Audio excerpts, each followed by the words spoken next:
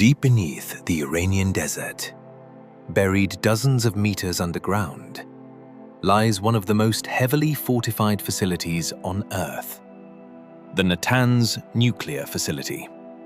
A site engineered to withstand the most devastating bombs and missile strikes ever conceived, yet utterly unprepared for something far smaller. In 2010, thousands of centrifuges inside the facility began silently tearing themselves apart. There were no air raids, no operatives storming reinforced gates. More disturbingly, not a single alarm dared to sound. The machinery was destroying itself in real time, while the monitoring screens calmly reassured engineers that everything was operating perfectly. The world was about to witness the first true digital weapon in history. A weapon designed not to steal data, but to cause real physical destruction to critical infrastructure. A weapon that never fired a bullet, yet permanently changed the balance of power. The real discovery did not begin in Tehran, but inside a modest office in Minsk. In June 2010, cybersecurity expert Sergei Olsin received reports of mysterious malfunctions affecting Iranian computers, repeated crashes, and the infamous blue screen of death.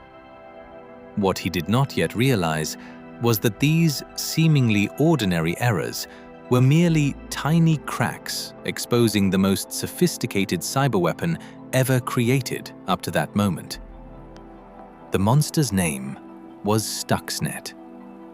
But Stuxnet was no ordinary virus. It was a precision-engineered digital assassin. The malware exploited 4 separate zero-day vulnerabilities simultaneously. Among them was the notorious LNK vulnerability, which allowed infection simply by opening a folder, along with the print spooler exploit that enabled the worm to spread across networks. 2 additional exploits granted elevated privileges and near total system control. In the world of cybersecurity, a single zero-day vulnerability is considered an intelligence goldmine. Stuxnet possessed an entire arsenal. To slip past firewalls and security systems unnoticed, Stuxnet wore a perfectly legitimate disguise. Its creators stole authentic digital certificates from major Taiwanese technology companies such as Realtek and J-Micron. These certificates functioned like diplomatic passports. Once recognized by Windows, they allowed the malware's driver files, including mrxnet.sys and mrxcls.sys, to operate deep within the system kernel itself, far beyond the reach of conventional antivirus software. But how did the virus reach the Natanz reactor when the facility was completely isolated from the internet through what is known as an air gap? That is where the true brilliance, or madness, of the operation emerged. Stuxnet relied on the human carrier. It patiently waited for infected USB drives to be inserted by employees and contractors. The moment one compromised flash drive entered a machine connected to the internal network, the silent crawl toward its target began. Stuxnet had no interest in personal files or family photos.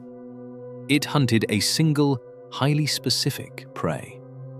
It searched for Siemens Step 7 industrial control software and a particular model of PLC controller, the 6ES7-315-2. Once those systems were detected, the malware knew it had finally reached the heart of the nuclear facility.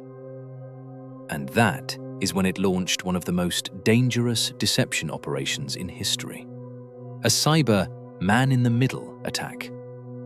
For more than 21 days, Stuxnet remained dormant, quietly monitoring and recording the facility's normal operating behavior. Then came 0 hour.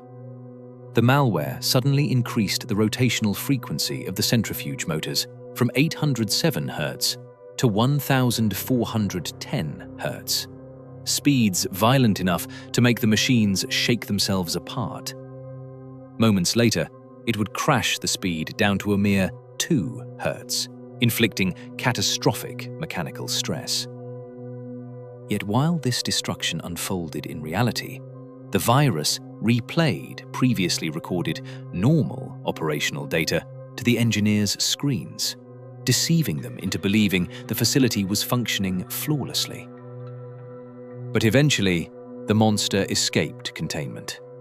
Whether through a coding error or deliberate design, Stuxnet broke beyond the walls of Natanz and leaked onto the global internet. Within weeks, it infected more than 100,000 computers worldwide, spreading from India to the United States. That was when cybersecurity researchers across the globe began dissecting the code, only to uncover a terrifying truth. This malware required hundreds of thousands of development hours, secret laboratories capable of simulating real industrial systems, and a budget achievable only by nation-states. Leaked documents and later investigations pointed toward a covert operation known as Olympic Games, a joint intelligence program initiated during the administration of George W. Bush and continued under Barack Obama. The objective was as simple as it was terrifying: cripple Iran's nuclear ambitions without launching a single missile that could ignite a regional or even global war. Stuxnet reportedly destroyed nearly 1,000 centrifuges and delayed Iran's nuclear program by years. But its greatest impact was something far more dangerous. It marked the beginning of a new era, the age of physical cyber warfare. Today, Stuxnet is remembered not as the end of a story, but as the beginning of one. It proved to the world that a single line of code could rival an army, and that the next great weapon may not be a fighter jet or a tank, but invisible bits of data lying dormant in the dark, waiting for someone to plug a USB drive into the wrong machine at exactly the wrong moment.